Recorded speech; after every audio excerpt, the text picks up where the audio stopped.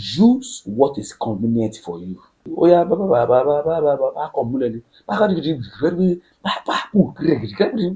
the studio ayé project awadi wàhálà àyàn yọjú ìràn just for you to show ní pé kó lu òwe China àwọn bíi bàbá kò gbẹ tó ìbálẹ̀ kan àwọn bíi àkókò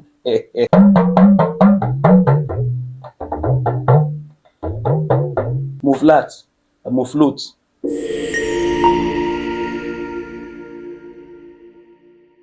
Welcome back to my YouTube channel. My name is Iyanu also known as Iyanu Apala. In today's episode, we are going to be talking about how you can improve yourself as a talking drummer. And I'm going to take you through some process of how you can do so while playing. Firstly, I'm going to be talking about the word handling. Handling, which is the way you undo your talking drum. Is it firm or you just undo it anyhow? It's part of the way that makes you improve yourself as a talking drummer. The way you create some beats, the way you do some skills on the talking drum.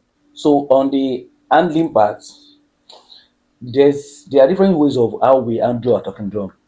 I know we have our own different ways. For example, this is a flap. This is a towel.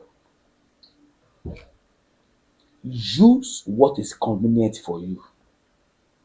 Not until you write àyàn gbémi lékè àyàn yọjú ìràn just for you to show, and normally you don't like it but just because you want to show your this thing pé kó ṣáà pé ìwọ ló wà níbẹ̀.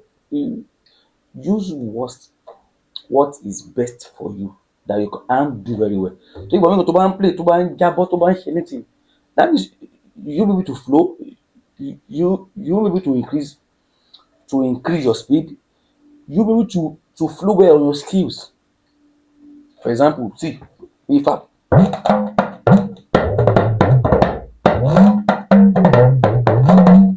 see, because I can handle it very well with this flap, some people wọ́n lè handle ẹ̀ dáadáa, wọ́n ṣá mọ̀ pé mo gbọ́dọ̀ kọ orúkọ mi sí kó lọ báyìí. Àyàn yọjú ìràn, àyàn kíní kan. See, this towel too, even me, I love towel most. Mo like towel gidi. So you handle it. Handle ẹ̀ bó ṣe bóyá fẹ́. Kíni ìdùn báyìí, towel ìdùn. So that when you want to play your skills, bí.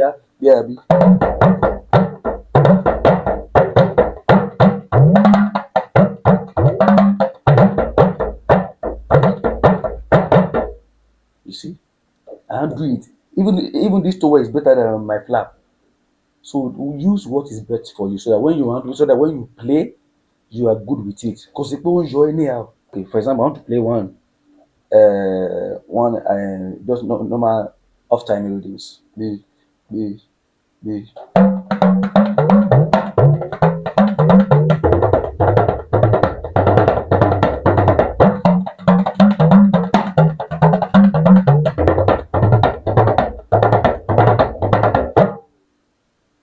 If I don't do this part very well, or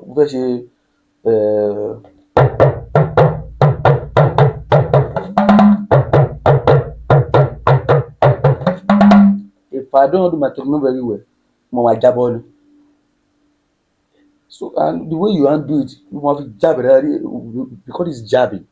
My jab ẹ̀ ní Yorùbá, jab. See.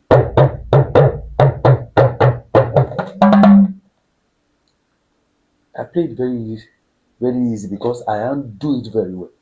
Because I love handling my techno. My demon, you hold it firmly. Handling, even with your stick too, the way you hold your stick, the way you undo your stick, your upper, very important. You go fẹ́ roll. I want to show your skills. See me, but if you roll, you have to be flexible about it. Handling. Number 2, I'll be talking about playing. I told you how to improve your skills. Playing. I said there's difference between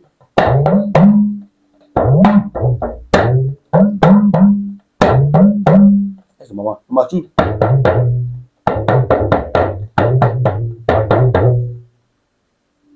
ẹ jẹ́ kó kanlẹ̀, jẹ́ kó kanlẹ̀ dáadáa tó wá ń play. The difference between kanlẹ̀ àti ó lawọ́ mọ́lù ó ti yàlù ẹ, ọ̀lẹ ti wọ́n o. 5B làwọn kan ṣe ojú ọ̀lẹ kan o. The difference between you playing, it's not until you lawọ́ mọ́ ìlù.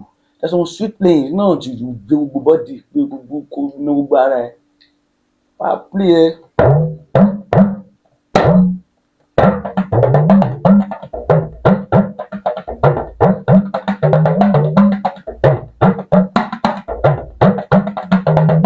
That's number one.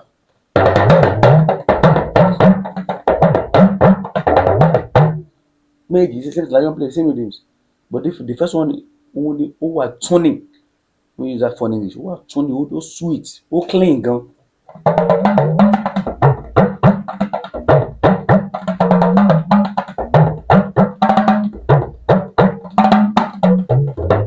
When you play, very be distinct while you're playing. Tó wá jẹ́ lọ́wọ́lọ́wọ́ ẹ play, lọ́wọ́lọ́wọ́ ẹ kì í jẹ́ kó clean, kì í ṣe.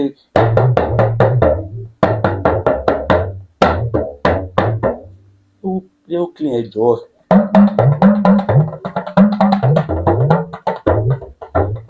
Tó wá lè jẹ́ òwe náà ni, jẹ́ kó clean. If it's a proverb, please be careful, jẹ́ kó clean. Ẹ jẹ́ kó lu òwe China.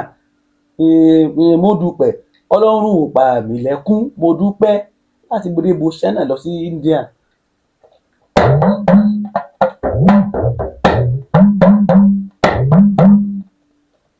Yàtọ̀ sí.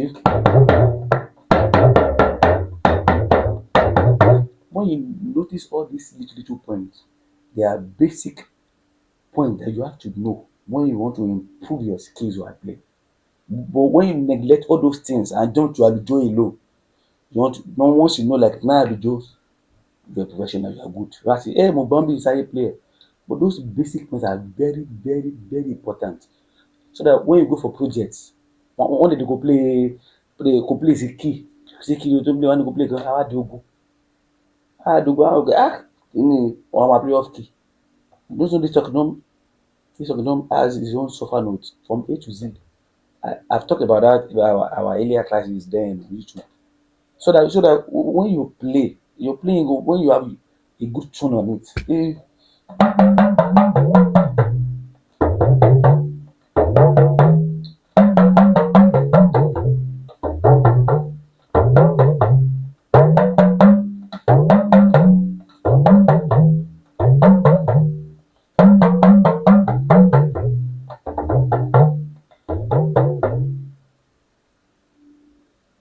See, the tuning was good. Ṣé tell me that you don't love that? Ṣé kò pé àbí ṣé mo flat àbí mo float? Yeah, those are the little key points that you have to note down. You have to those basics. If possible, go back to it. Ṣé mo ti ń lu àwòrán dáadáa? Ṣé ó correct? Some playing, even about to improve your skills to your way you play in church. Àwọn mìíràn lo òwe kan, wọn mọ mí ní ẹ o. Wọ́n ṣàṣàrí fẹ́ lu òwe. There was a day I was with a guy in church. Mo lọ play ni, ó lè lu òwe yẹn. Mo máa sọ òwe tó lu òwe, ó lu àwọn ogún lobìnrin lè ṣe. Ọmọ lè ṣe obìnrin fojú korò òru wàá gbé ní church. Wọ́n ní wá kí ló lu yẹn kò yẹ, ó ló kàn mọ̀ òwe, ó ló kàn lu ni. So wọ́n mi ní òwe yẹn kò mọ́ dáadáa and you just play it. I want to improve your skills. But wá di àdúgbò báyọ̀ ni, ó yá bá kàn múlẹ̀ ni. Torí yẹn o, wọ́n bá wọn bẹ̀. I did the studio, I project, I do wàhálà. So all those little basic things, you have to go back to it. Very important. Flexibility is part of it. Flexibility. You want to improve your skills. You are lifting up weight. How come? Maybe my Steve. I talked about it back then. These are the key points. You have to, this place. I told you exercise then. Very important. Very important. Once this place is stiff, then you can be flexible. Here and here. Then the losing jáde. Tí bá tilẹ̀ ń dùn ẹ̀ àbí tí wọ́n ń dùn ẹ̀ ó ti wà. So when you carry weight, òun gbé weight, wàá ní iṣu lápá. Wàá gbé gan wàá báyìí. Wàá ga báyìí. O ti ń play gan few minutes á ti yá. So those things are very important. Flexibility. Then your constant rehearsals too. Constant rehearsals on some things. You want to create something. If you check my voice sometimes, I thank my boss. Really, remember, he always pushed me to do something, to do a lot of things. When I realized that our Iyanu Apala, because we do a lot of teamwork. And yeah, there's a time you are doing A game. I remember A game. You be like, I need A game this month. That A game, you have to bring new and you bring new things. Those things improve me a lot. Eh. You bring new things, new and new things, because everybody is working towards. I want to be A game. I want to well.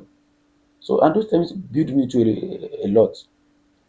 So you have to your constant rehearsals matters a lot too if you want to improve your skills. Not because you listen to one audio now, audio here, that's why I respect some of my bosses. Àwọn boss mi, àwọn bíi bàbá kò gbẹ tó, ìbálẹ̀ kan, àwọn bíi àkókò. When you see them rehearsing, I always bàbá o. There are some people that tó máa ń play báyìí wàá rí. So your constant rehearsals is very very important. If you want to create something, create it. One way but o kò sáré mu. There are some things that just come. If you check my phone recording, you see a lot of records on it. Màá sáré record bámi kó lè jẹ́ rubbish. You see that rubbish will turn to a trendy àlùjọ. It's not about being trendy but it will turn to a meaningful àlùjọ. It's not about pé kíni kankan. So constant rehearsals is very very important if you want to improve your skills. These points are the basic of the things you have to do if you want to improve the way you play. The skills.